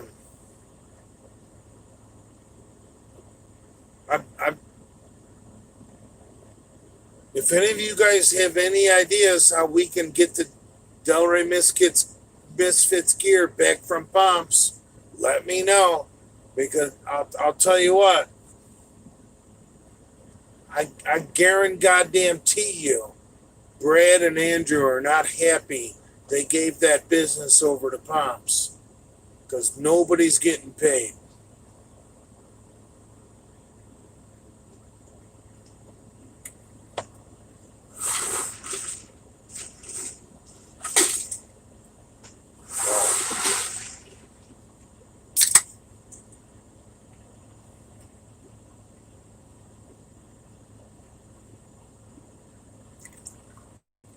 Yeah,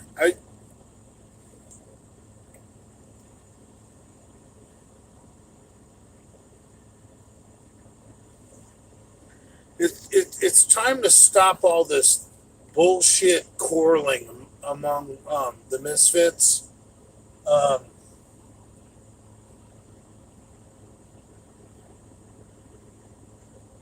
like I haven't said shit about Nate in weeks, literally weeks, um, and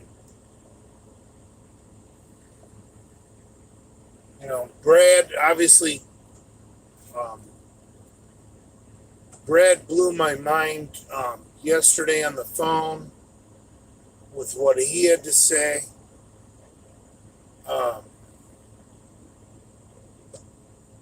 and then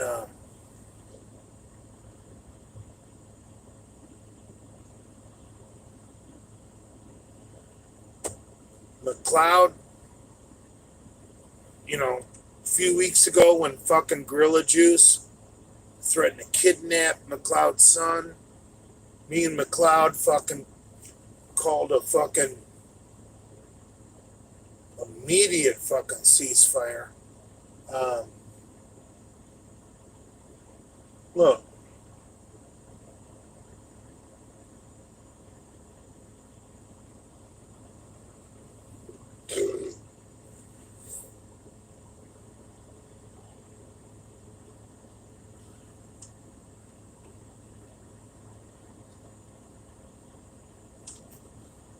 Is Jay Masters the rowdy Roddy Piper of the Misfits?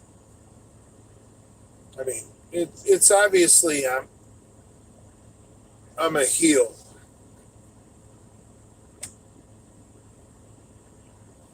But even a heel knows when he needs to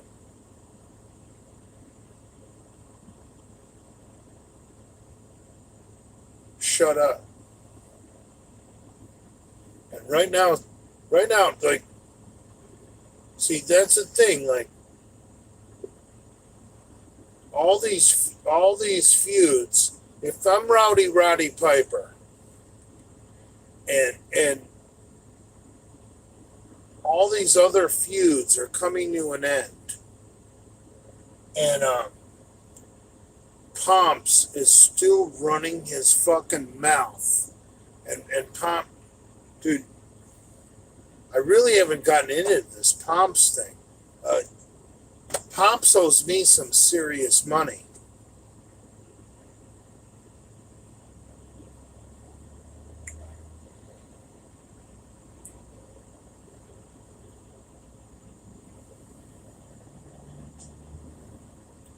I want to stabilize the fucking Misfits universe before I bring up this bullshit between me and Pomps.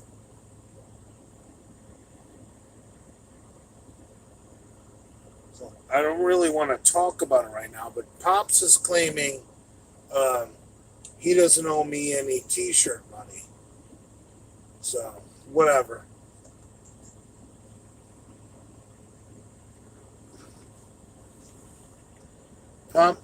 Pomps is gonna have his fucking rug tugged out from underneath him in about 6 weeks if he doesn't come to his senses. Pomps can come to his senses and realizes he owes me some money and send it to me, or well, next time I'm back in West Palm Beach, we've already got plans for what's going to happen to Pomps. And trust me, they're all hilarious.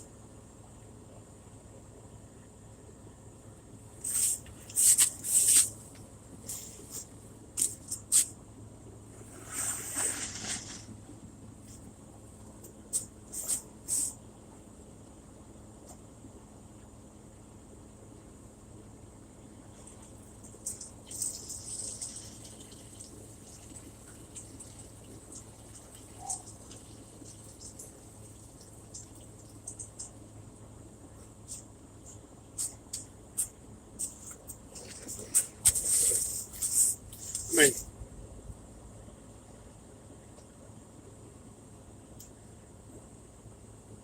I'm not opposed to showing up where Pomps works with a fucking big sign that says Brian Pompura owes me money.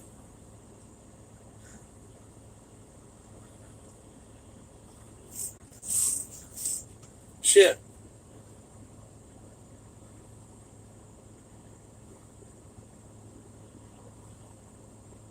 Public property. Who's trust me, I had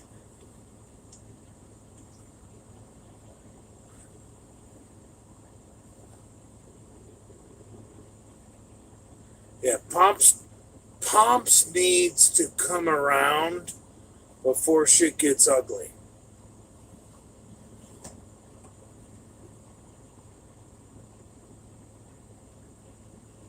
If Pomps wants to play fucking hardball, um,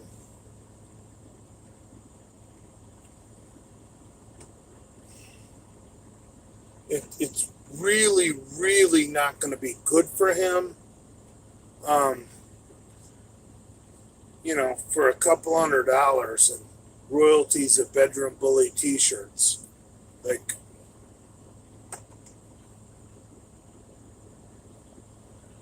the things we're thinking about doing at not only Pomps' home, but also at his where he works.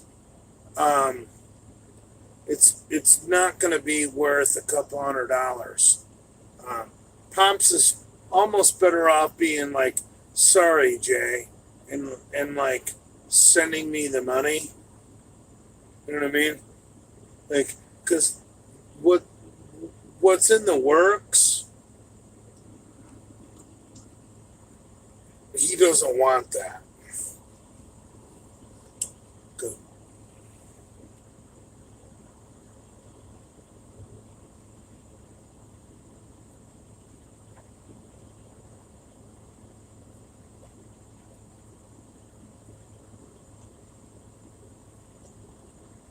Yeah. But Pomps is like dealing with a child, man. You can't talk to the guy. He's like, fuck you, Jay. Not afraid of you. Like, you can't even have a conversation with him. Well,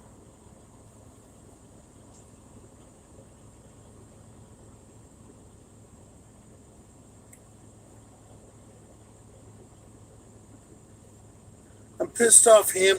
So Hamburg went away to cry.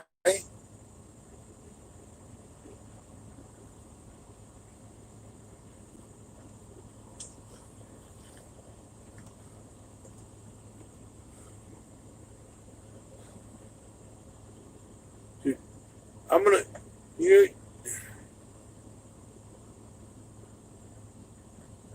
Pomps has clear rimmed hipster glasses. Are you making fun of me? These are dollar store reading glasses, you cocksucker. Don't be making fun of me. These are dollar store glasses.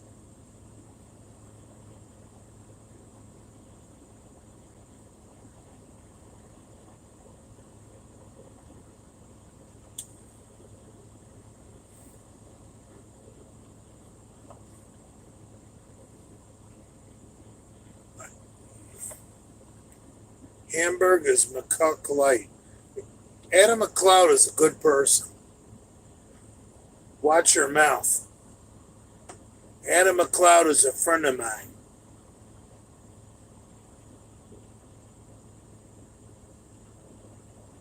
Adam McLeod is a good person.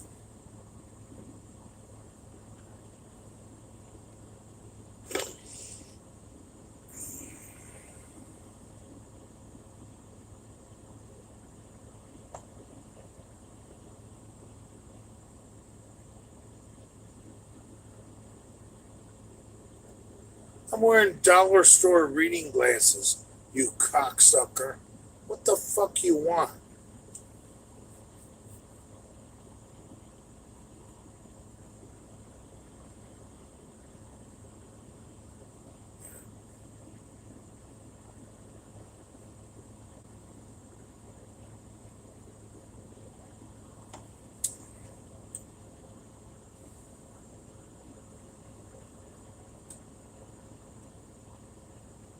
I feel like smokes.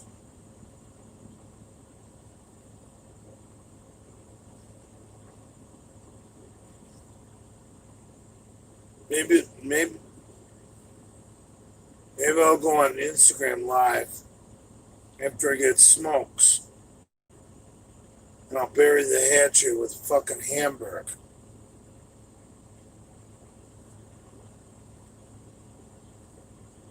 How about that?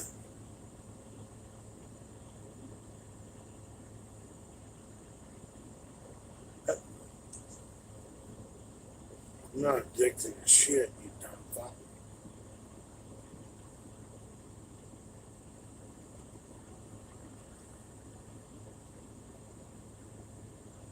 How many of you guys like hamburger?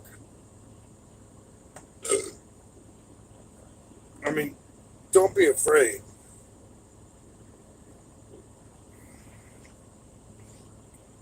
Here's what I'm thinking. I use my leverage by going on Instagram later. See, this is politics. So I I I go on I go on Instagram later with Hamburg, and I agree to let Hamburg back in my world. But he has to give me something. He has to shit can pumps, right? I take Hamburg back. He shit cans pumps, right? That's how politics works, right? Hamburg, I'm willing to take you back, my friend, but you have to take a stand, my friend. You can't be friends with Pomps anymore. Pomps is bad. Pomps is stealing all of our money. See?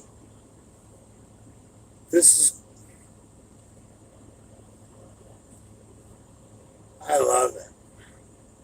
I love politics. Let's see what Hamburg has to say.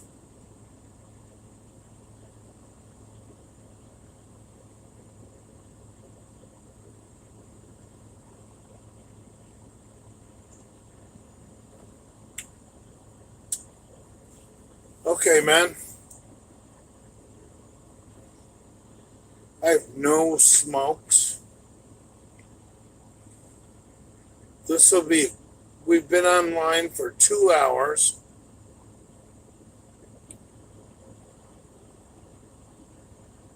All right, so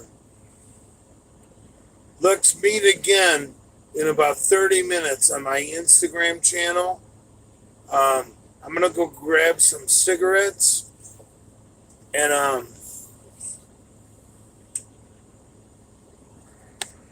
we're going to... Oh, Hamburg is there. Oh, Hamburg just said love Pomps.